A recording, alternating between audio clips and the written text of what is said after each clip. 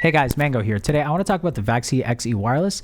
This is going to be my first impressions on Vaxee XE's first wireless gaming mouse. Overall, I am very impressed with the mouse. So if you enjoy this type of content, hit the like button, subscribe button down below. Also, you see the wallpapers behind me? You like them? Awesome. Check them out at ieatmangos.com. Consider buying one of the wallpaper packs, as I would really appreciate the support. You're going to be directly helping me out and the channel. With that being said, this is $120, and with shipping and taxes, it's more like $140. Is it worth that price? Well, after my first week of using it, honestly, I think so. This is a very solid contender up against all the other big brands, and I think that they have done something special with this mouse, not only when it comes to the sensor tech, but also the shape. Now with that, let's do a quick unboxing of the mouse. As you can see, the Vaxee XE Wireless comes in a simple white box.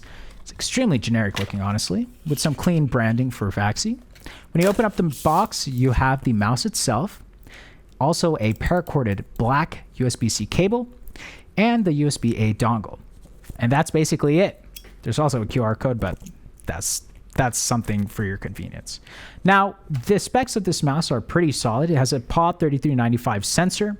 It has around 50 hours of battery life, takes about an hour and a half to charge it to completion, and also it has some fantastic crispy clicks.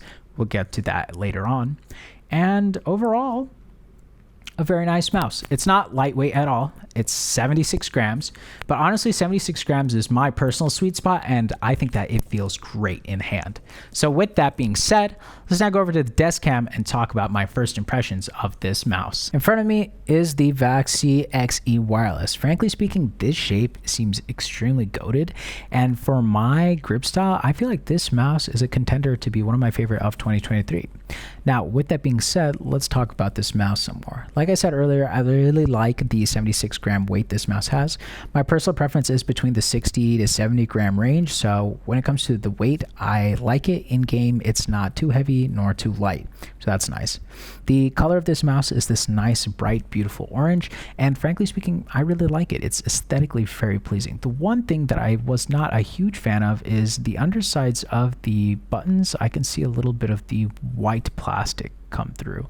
So that was a little bit of a hyper detail that I found, but wasn't a big fan of it. Also, these PTFE feet, wow, they're massive, and I really like them. Now, when it comes to the bottom of the mouse, I do also want to mention, look over here. When I power off the mouse, it's orange, not red. I really like that detail. And then again, Vaxee really likes to keep all of your settings on the mouse rather than in software. So because of that, we have a DPI button, a polling hertz button, as well as a button for your mouse, your click response rates, excuse me. With that being said, I love this scroll wheel. Look at that. It's ribbed for your gaming pleasure. I really like it. One issue though with this scroll wheel is that in game, I am finding that it does not exactly scroll up or down one step where I use it for my primary or secondary weapons. So I found that being a little funky. Not sure what it is, if it's software or hardware, but we'll look into that and let you all know. This function button is also super convenient in game. You can bind it to whatever you want or use it to page down in your web browser of choice. So that's kind of cool. The side buttons are very nice. I really like the way they're slightly curved and they protrude ever so slightly so that they're easy to activate in game. Really like the positioning of these mouse buttons and very convenient for me. And again, these main clicks are super crispy and tactile, very nice and light. There's not a lot of post travel nor pre-travel that I can feel. So in game, I really like that.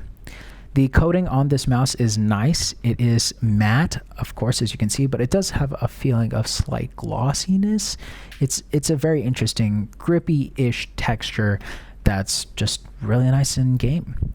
I've been playing a lot of Halo Infinite, CSGO, Valorant, and Fortnite with this mouse. And let me tell you something, I've been fragging out of my mind, like I mentioned earlier. In Halo Infinite specifically, I've been playing a lot of SWAT lately with this mouse, and man, I've been top fragging and carrying teams like crazy. I was like basically getting between 20 to 30 kills in a game with this mouse. It's nuts. The kind of medals I was achieving in SWAT, whew, I was impressing myself with this. Now, When it comes to the feel of this mouse, it is an ergonomic ambidextrous shape. My hands are, for reference, 20 by 10 centimeters, and the way I felt that this mouse really rested in my hand was predominantly in these locations, and it was really good. It really worked for my grip style, and I really enjoyed it, and am continuing to enjoy it for that matter. I haven't really felt any fatigue in my long gaming sessions, and overall, I've just had a fantastic time. Now, what I feel like this mouse does really well is it combines a lot of the factors I like from other mice and combines it into one mouse that feels like the Goldilocks mouse. As of now, things could change. And what do I mean by that? Well, here are 3 very popular mice right now that are really killing it.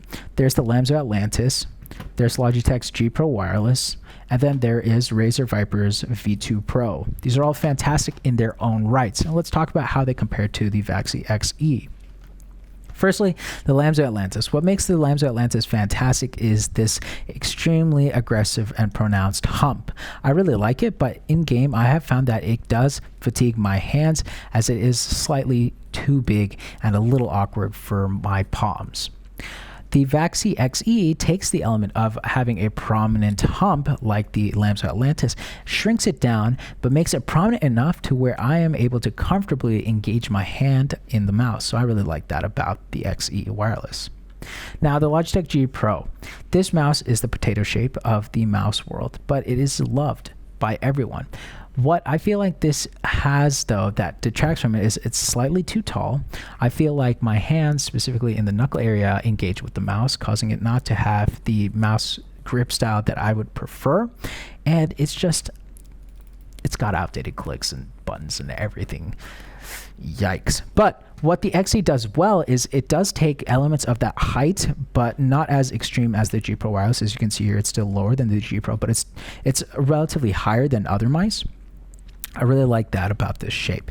It also has that similar curvature in the center, but what makes this so good in game, I found, is that, again, that rear hump area that I'm able to really engage my hand. Also, when you look at it from a front perspective, you can't exactly see it, but when you look from the back, look at the way it curves outwards. You can really feel this like curve inward in your hand, and it causes your hand to really engage with the mouse in game. So I really like that about this, and I like the elements they have taken from the G Pro to get to such a fantastic shape. Lastly, there's the Razer Viper V2 Pro. I really like this mouse, but it is significantly slimmer than the XE, and you can really tell when you pick up the mice. But more so even in hand, this is definitely slimmer. And what it does is it does have these nice optical switches, 4K polling, etc. But it's just a little too skinny for me. And the back of this mouse is so flat. For my palm hybrid grip, this super flat back of the mouse causes me to do a claw grip, which again causes fatigue for my hand after long gaming sessions. This mouse is slightly narrow due to the curving shape, though visually it may not seem as skinny.